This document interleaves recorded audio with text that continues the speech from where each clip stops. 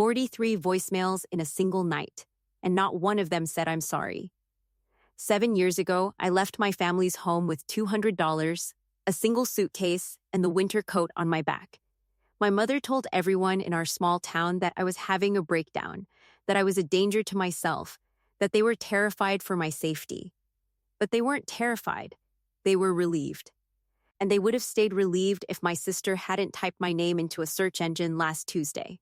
Before I tell you what those 43 voicemails all said and what I did next, I need you to understand the world I walked away from. If this story means something to you, if you've ever felt like the ghost in your own family, take a moment to hit like and subscribe. It helps more than you know. And drop a pin in the comments. Tell me where you're listening from tonight. I want to know how far this reaches. Now, let me take you back to the night it all shattered. Ridgewood, Ohio, a town so small the gossip moved faster than the morning news. Thanksgiving 2019. The Lawson house was packed. 15 relatives, my mother's good china, and my father pouring wine like he was trying to drown the silence in the room. I was 23, working double shifts at a diner and answering phones at a real estate office downtown, saving every penny I could. My sister Meredith had just gotten a promotion, same pay, just a fancier title. My mother raised her glass. To Meredith, our shining star, always making this family proud. 15 glasses went up. I raised mine too. No one asked about my classes, my plans, or if I was okay. I was invisible in that house, just a piece of the furniture. But I came to that dinner with one simple question. I waited until dessert, when the clatter of forks had settled and the room was filled with that warm, drowsy hum of people talking over each other. Mom, I said, I was wondering, is there any money left in Grandma Ruth's education fund? The table went quiet, not the comfortable kind. The kind of quiet that tells you a bomb just rolled under your chair. My mother set her coffee cup down slowly. She looked at me. Then she swept her gaze across every single person at that table. When she spoke, her voice was so sweet it could rot your teeth. See? She said. This is what I've been dealing with. She's been acting erratic for months. I didn't respond. I just sat there, pumpkin pie going cold on my plate, feeling 15 pairs of eyes land on me like I had cursed in church. My Aunt Deborah patted my hand. Honey, your mother just wants what's best. I excused myself and went to the kitchen. I started washing dishes, a muscle memory from every family gathering before this one. I was the one cleaning up while everyone else celebrated. I ran the faucet, but I could still hear their voices through the doorway. My mother's voice dropped low, talking to my aunt. Ruth's fund went to Meredith's sorority dues. Selena doesn't need it. She's not going anywhere anyway. I turned the water off. Grandma Ruth had sat me down at her kitchen table 2 years before she died. She held my hands and said, "This is for your future, sweetheart. Nobody can touch it but you." It was $12,000. Someone touched it. I walked back into the dining room. My mother was refilling her wine glass. That money was mine, I said. Grandma left it for me. You had no right. Diane Lawson didn't flinch. She folded her hands and tilted her head, the way she always did when she was about to rewrite history. You're being dramatic, Selena. You always do this. You always make everything about money. I'm asking about $12,000 that was left to me by name. You sound just like your grandmother, she snapped. Always stirring things up. That stopped me. Because my grandmother Ruth was the kindest person I ever knew. And my mother said her name like it was something to scrape off her shoe. 10 minutes later, my mother called everyone into the living room. I knew what was coming. I'd seen this play before. Diane Lawson in the center of the room, performing her concern for an audience that never bought a ticket but always took a seat. I've tried to keep this private, she said, dabbing at her eye with a napkin. But Selena hasn't been well. She's been having episodes. I've been covering for her. I looked at my father. Gerald sat in his recliner with his hands on his knees, staring at the carpet. He said nothing. I looked at my younger brother, Kyle. He was leaning against the wall, arms crossed. He gave a small nod. Not to me, to her. I looked at Meredith. She was scrolling her phone. Not one of them said, "Selena, are you okay?" I went upstairs.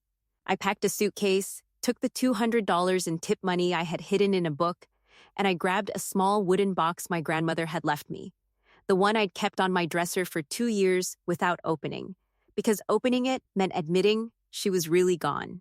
I walked down the stairs and through that living room. My mother's voice followed me to the door. "If you walk out that door, don't bother coming back." I didn't slam it. I closed it gently because I knew I'd never open it again. Outside, snow was falling on Ridgewood, Ohio. I had a suitcase, $200, and nowhere to go. That was the last time I heard my mother's voice for 7 years. I bought a Greyhound ticket. The furthest I could get for what I had was Portland, Oregon, 38 hours on a bus, my suitcase between my knees, and that wooden box on my lap. I didn't sleep. I just watched America scroll past the window. Cornfields, mountains, rain. I tried to remember the last time someone in my family had asked me a question that wasn't a complaint in disguise. I couldn't. A woman next to me on the bus offered me half a sandwich outside of Omaha. I thanked her and ate it in 3 bites. She didn't ask why I was crying. She just handed me a napkin.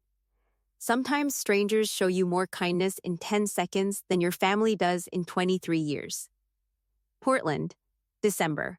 I spent my first night at a women's shelter. My second week in a hostel that smelled like bleach and bad decisions. I had no credit, no references, no connections. Just a work ethic my family had exploited for 23 years and never once appreciated. I found a job in 2 weeks. Receptionist at a small consulting firm. 8 employees.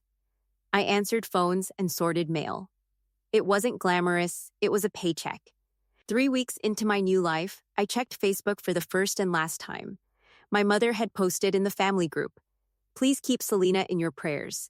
She's going through a difficult time." 112 reactions, 26 comments. "Praying for you. You're such a strong mother, Diane." Kyle's comment sat right at the top. She always was the dramatic one. 47 likes. I deleted Facebook that night and I never looked back. Let me be honest about what no contact actually costs when you're 23 with nothing. No savings, no health insurance, no emergency contact on any form. I wrote NA for 2 years, until I had someone worth listing. No birthday calls, no Christmas cards, no one to tell when I got the flu so bad I couldn't get off the bathroom floor. And the thing nobody warns you about, the permanent low hum of knowing that in Ohio, 15 people are telling a story about you, and you can't correct a single word of it. I was the family ghost, the cautionary tale Diane told at church brunches. But here's what the silence also gave me. The first morning, I woke up in Portland. Really woke up. I lay in my hostel bunk and realized something was missing. It took me a minute to identify it. Diane's voice, that constant internal narration, "You're not enough, had gone quiet. Like someone had finally found the off switch on a radio I'd been hearing my whole life. At work, Margaret Hale noticed me before I noticed myself. I reorganized the entire client filing system in my first week. 3 years of scattered folders, cross-referenced and color-coded. Nobody asked me to. I just couldn't stand the chaos. Margaret walked past my desk on Friday, stopped, and came back. "You reorganized 3 years of client files in 4 days. Who does that?" I looked up. Someone who needed something to control. She didn't laugh or pity me. She pulled up a chair and said, "Tell me what else you see that's broken." While I was filing grants in Portland, my mother was filing her version of me in Ridgewood. I learned all of this later from my aunt. Within a month of my leaving, Diane had told the women's ministry that I was receiving care at a residential facility. She never said which one. She didn't need to. In Ridgewood, residential facility means one thing, and everyone fills in the blank with the worst version. My old apartment? Meredith took it over. Sold my furniture, kept my winter coats. Gerald handled the neighbors.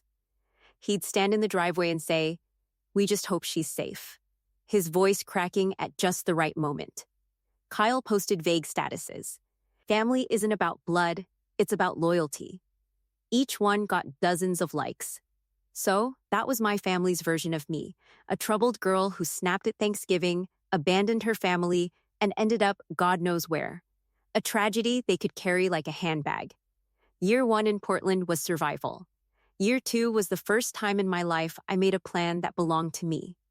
I moved from reception to project coordination in 6 months. Margaret gave me a small grant application to manage. I turned it in 3 days early with a revised budget that saved the client 11%. She read it twice. Then, she handed me a second project. I enrolled in Portland State University's online business program. Classes at night, work during the day. I paid tuition out of every paycheck, small bites, no loans. There was no montage, no swelling music, just alarm clocks and spreadsheets and falling asleep with a textbook open on my chest at 1 in the morning, waking up at 6 to do it again. I didn't have a plan to become successful. I had a plan to never feel powerless again. The success was a side effect. Margaret never treated me like a project or a charity case. She treated me like someone who showed up early, stayed late, and noticed things other people walked past. When I flagged a billing error that would have cost the firm $6,000, she promoted me to junior consultant. Your accountant doesn't check the math twice. And you do? I check everything twice. It's how I grew up. She didn't ask what that meant. She didn't need to. The hungriest workers are the ones who've been starving the longest. I finished my degree at the end of year 3. No ceremony, no cap and gown. I printed the diploma at a FedEx, framed it with a $10 frame, and hung it above my desk. Margaret saw it the next morning. She knocked on my door. By then, I had an office. Small, with a window that faced the parking lot, but it was mine. Congratulations, she said. How's project manager sound? That same month, Jess walked through our front door for an interview. We connected immediately. Not over work, but over the thing neither of us usually talked about. 3 weeks in, we were eating takeout at my desk after a late deadline. She asked why I never mentioned family. I told her all of it. The Thanksgiving, the fund, the voicemails that never came, the door closing behind me in the snow. It was the first time I'd said it all out loud. Jess listened without interrupting. When I finished, she was quiet for 10 seconds. Then she said, "Yeah, mine told people I died." I stared at her. Car accident. That was the cover story. Easier than telling their church friends their daughter was gay. We sat with that for a long time. And then, I cried. For the first time since leaving Ohio, on my 28th birthday, I opened the box. 5 years I'd carried it. It sat on my nightstand every night. And every night I didn't touch it. Because opening it meant admitting 2 things: that she was gone, and that she was the only person in my family who had loved me without conditions. Jess was the one who pushed me. You've been staring at that box for 5 years. It's not a bomb. Open it. So I did. Inside was a string of pearls, a photograph of me at 6 years old, grinning with a gap in my teeth, and a letter. Grandma Ruth's handwriting. Shaky and careful. Selena, if you're reading this, it means you had the courage to leave. Good. I wanted to leave my whole life. But I was afraid. Don't be like me. Don't hold this family together at the cost of yourself. I read it 3 times. The third time, my hands were shaking. All those years, every Thanksgiving, every family dinner where I bit my tongue and pretended the pecking order didn't exist, I thought I was honoring her wish. But she'd said those things in front of Diane. This letter was the truth she couldn't say out loud. There was a postscript. The education fund. I left instructions with my lawyer. Ask Patricia. She knows. Year 6, Margaret sat me down and offered me a title I'd never imagined. Chief Operating Officer. Our firm had grown to 120 employees, 2 offices. We'd impacted over 50,000 families across the Pacific Northwest. I wasn't rich.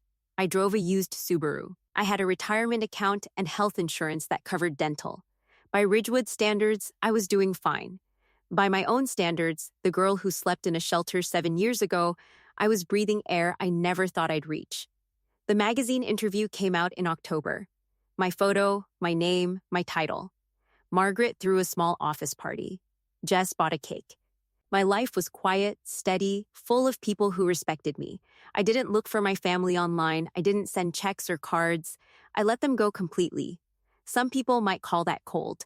I call it survival. For 7 years, they let me go too. Not a single call, not a letter. My mother told the town I was in a facility, and nobody thought to check. Nobody drove to Portland. Nobody Googled my name. Until a random Tuesday in March. My sister, for the first time in her life, typed my name into a search engine. She wasn't looking for me. She was looking for money. You know what's interesting? Not one person in my family ever Googled me. Not once in 7 years.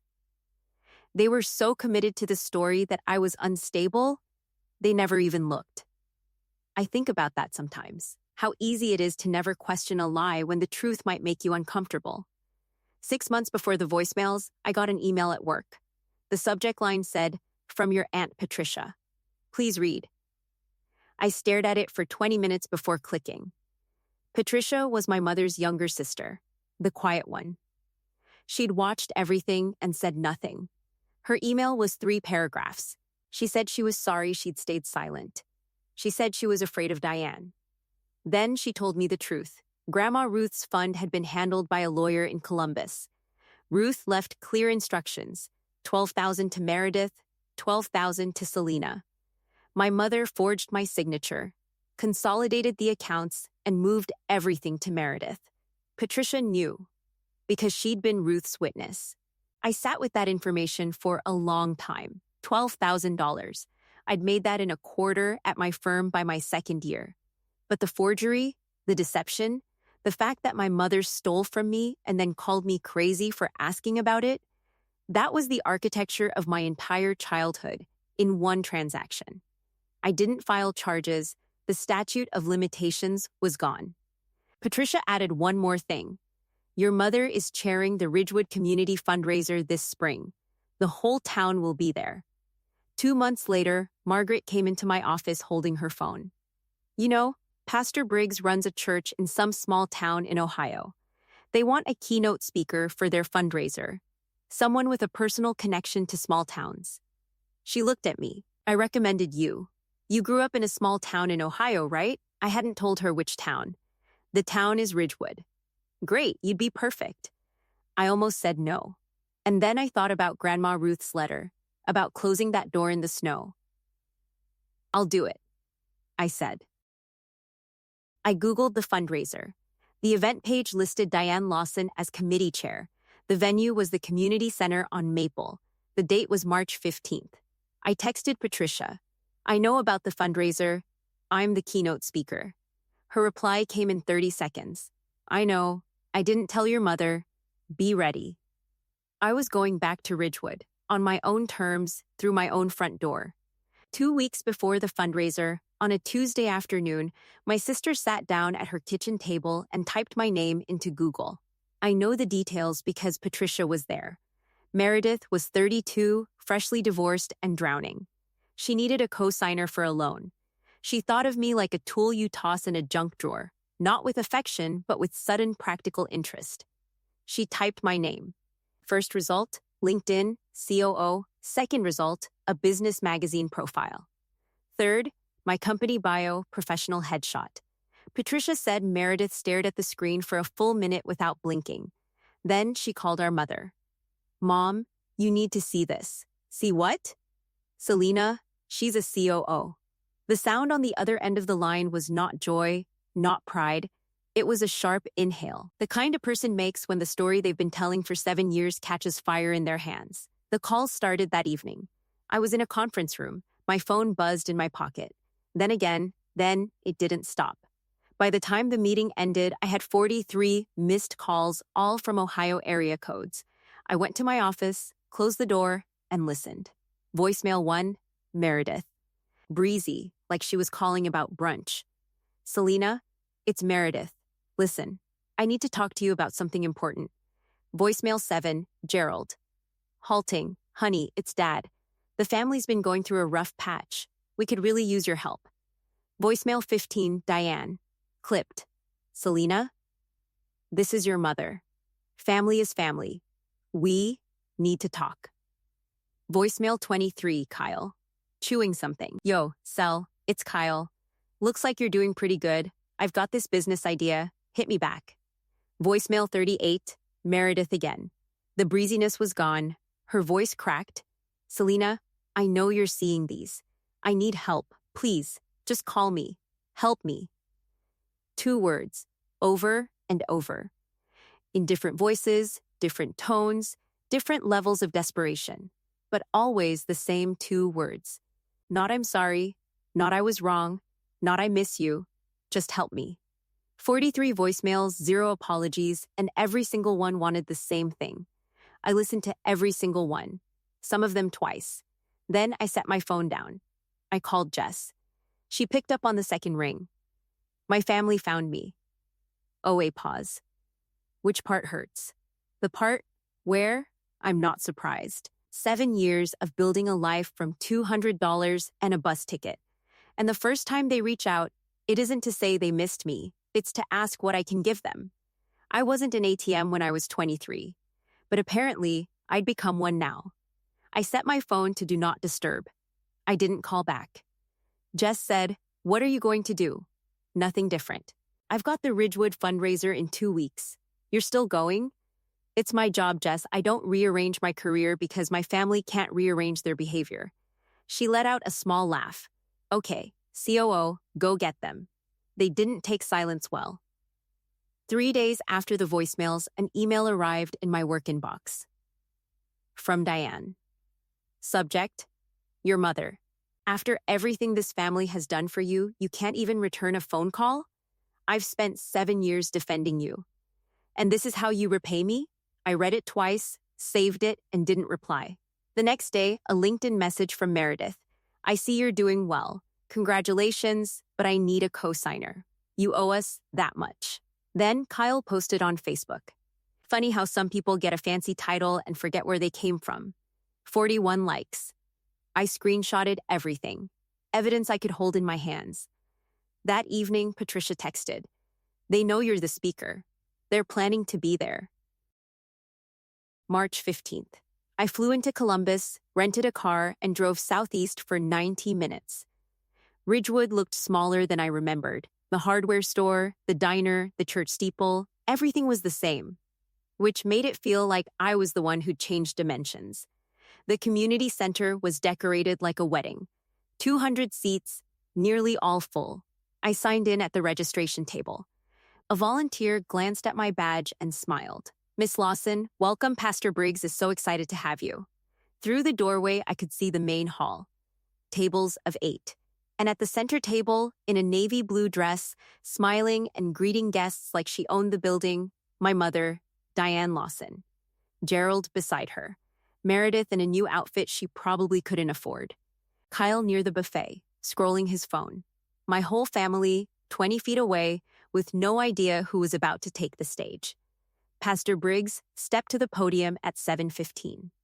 "Good evening, Ridgewood. Our keynote speaker tonight is someone who embodies our mission. She grew up in a small town, started from the ground up, and now serves as Chief Operating Officer of a firm impacting over 50,000 families. Please give a warm Ridgewood welcome to Selena Lawson." Applause. I stepped out from behind the curtain and walked to the podium. The spotlight hit me. For 1 second, I was 23 again, standing in that living room while my mother told everyone I was broken. Then I looked out at the audience, 200 faces, and at the center table, 4 faces I knew better than any others. Diane's smile evaporated. Her mouth opened slightly, then closed. She gripped the edge of the table with both hands. Gerald set his water glass down so hard it sloshed onto the linen. Meredith's hand went to her chest. Kyle stopped chewing mid-bite. The audience stood. 200 people, the same neighbors who had been told for 7 years that I was unstable, rose from their chairs and gave me a standing ovation. My mother sat frozen, the only person still in her seat. I let the applause settle. "Thank you, Pastor Briggs, and thank you, Ridgewood. It's been a while." Light laughter. A few people exchanged glances. I delivered my keynote, 20 minutes on community development, grant strategies, data, case studies. Professional, polished, and then near the end, I shifted. I grew up in a small town like this one. Some of you might remember me. I left this town 7 years ago with $200 and a suitcase. I didn't leave because I wanted to. I left because staying was costing me something I couldn't afford to lose. Silence. I was told I was unstable. I was told I needed help. The truth is, the help I needed was distance. And this career started because someone in Portland looked at me and saw a person, not a problem to manage. I paused. Community development isn't just about grants. It's about seeing people. The actual person standing in front of you. I didn't name anyone. I didn't point at my mother. I didn't have to. The whispers started. That's Diane's daughter. The one she said was in a facility? She's a COO. When I finished, the room stood again, longer this time. Some people were wiping their eyes. My mother didn't stand. The networking portion became something else entirely.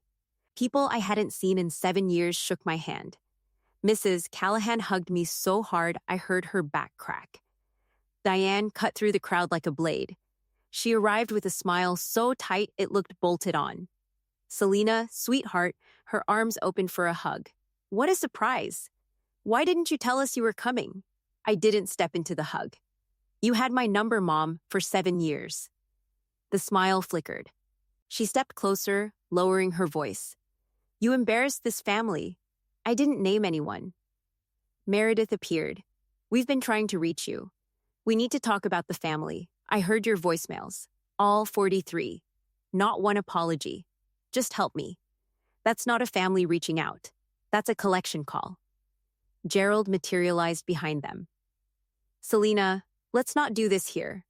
Dad, you had 7 years to not do this. You chose not to. Kyle, trailing behind. You think you're better than us now? No, I think I'm done being less than you needed me to be.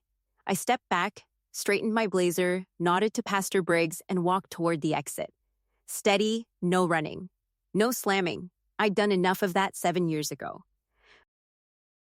I sat in my rental car in the parking lot for 20 minutes. Engine off, hands on the wheel, breathing. I called Jess. It's done. I said what I needed to say. How do you feel? Like I'm 30 years old for the first time. She laughed. I almost did too. That night, I opened my laptop and wrote one email, addressed to my mother, my father, Meredith, and Kyle. I'm writing this once. I'm not co-signing a loan. I'm not funding a business. I'm not angry. I'm clear. If any of you want a real relationship with me, it starts with an honest conversation. An apology. Specific. For the fund. For the lies. Until that happens, my answer is no. I read it twice, changed nothing, and pressed send. Then, I closed my laptop, turned off the light, and lay in a hotel bed 3 miles from the town I grew up in, listening to Ohio silence for the first time in 7 years. No triumphant music, just the quiet satisfaction of a woman who'd finally stopped negotiating with people who never valued the deal. A week after the fundraiser, I called Mr. Weatherby, the lawyer in Columbus. He was 81 now. But he remembered. Your grandmother was a remarkable woman. She came to me specifically because she didn't trust your mother. She made me promise to keep the original documents. The $12,000 was gone. Legally unrecoverable. But I'd been thinking about what Grandma Ruth would have wanted. Not revenge. Legacy, I contacted Portland State University's financial aid office and set up a small scholarship for students estranged from their families. Students who checked no family contribution, not because their parents couldn't pay, but because they wouldn't. I named it the Ruth Lawson Community Scholarship. It wasn't about the money. It was about rewriting the ending. My grandmother spent her whole life being polite about her cage. She never left. I named a scholarship after her. Let them Google that. Patricia called me 3 days after the fundraiser. She was crying before I said hello. I should have said something years ago. At that Thanksgiving. You're saying it now. That counts. It doesn't feel like enough. It's not, but it's a start. She took a breath. Can I tell you what happened after you left? Go ahead. The town won't stop talking. Pastor Briggs asked your mother to step down from the committee. She lost the chair position. I didn't feel triumphant. I didn't feel sorry for her either. Patricia, when you watched my mother forge my signature, Why didn't you stop her? Dead air. Because I was afraid she'd do to me what she did to you. And I'm ashamed of that every day. We'll talk again, I said. Give me time. In Ridgewood, reputation is currency, and my mother had just filed for bankruptcy. The narrative she'd spent 7 years constructing came apart like wet paper. Gerald moved into the guest bedroom. He said to Patricia, "You lied, Diane, about your own daughter." It was the first honest sentence my father had spoken in my lifetime. Meredith lost the house. She packed her things into a storage unit and moved back into my old room. Being the golden child, it turns out, is its own kind of cage. Kyle's girlfriend saw his Facebook post and told him, "That's not who I want to be with." He deleted the post, but the internet remembers. Gerald's letter arrived at my office 6 weeks later. White envelope. His handwriting on the front. "Selena, I'm sorry. Not for your mother, but for me. For sitting in that chair and saying nothing. I wasn't keeping the peace. I was keeping my comfort. You deserved a father who chose you. I didn't. I read it twice, put it in my desk drawer, and didn't respond." It was the first apology I'd received from a Lawson, 3 months after the fundraiser. Portland, a Sunday evening. I'm standing in my kitchen stirring a pot of pasta. Jess is arguing with my neighbor about whether hot sauce belongs on garlic bread. Margaret is on my couch with a glass of red wine. 2 other colleagues are setting my dining table, the one I bought at an estate sale. 6 chairs, scratched and imperfect, and mine. This is my Sunday dinner. Every week, no obligations, no performances. Everyone here because they want to be. I look around the table. I think about another table, a longer one set with better china, where I was invisible. This table is smaller. The plates don't match. The wine is $12 a bottle. And I have never felt more seen. Gerald's letter sits in my desk drawer. I haven't replied. Maybe I will, maybe I won't. I'm letting that decision take whatever shape it needs to. Diane hasn't contacted me. Meredith hasn't either. Kyle sent a one-word text. "Sorry. No period. I saw it. I haven't responded." The door isn't locked, but it isn't open either. It's just there, waiting for someone to knock with something more than 2 words. Until then, I have pasta. I have wine. I have this table. That's enough. If you're still listening, I want to say something directly to you. If you recognize any of this, the scapegoat role, the voicemails that only come when someone needs something, the narrative someone else wrote about your life, you're not crazy. You're not ungrateful. You're not selfish. Those words are the sound of people losing control of a story they never had the right to tell. The 2 words my family said were "help me." The 2 words I needed to hear were "I'm sorry." They're not the same sentence. You don't owe anyone "help me" until they've given you "I'm sorry." I used to think family was about loyalty, about swallowing your voice to keep the table quiet. Now I know better. Family is about choice. Real family chooses you on purpose, not because your name is useful on a loan application. The bravest thing I ever did wasn't walking out that door with $200. It was not walking back in when they finally called. And all they had to offer was 2 words that weren't an apology. My name is Selena Lawson. I'm 30 years old, and the most expensive thing I own isn't a title or a salary. It's the silence I can finally afford. Grandma Ruth once told me, the quietest person in the room is usually the one paying the most attention. She was right. I was paying attention. And eventually, I paid myself first. That's my story. If you made it this far, thank you. If you're still sitting at a table where no one sees you, I hope this gave you permission to say no out loud. I have a question for you. If your family called you tomorrow after years of silence, what do you think they'd say? "Help me," or "I'm sorry"? Drop it in the comments. I read every single one. And if you want more stories like this, check the description. Thank you for listening. I'll see you in the next one.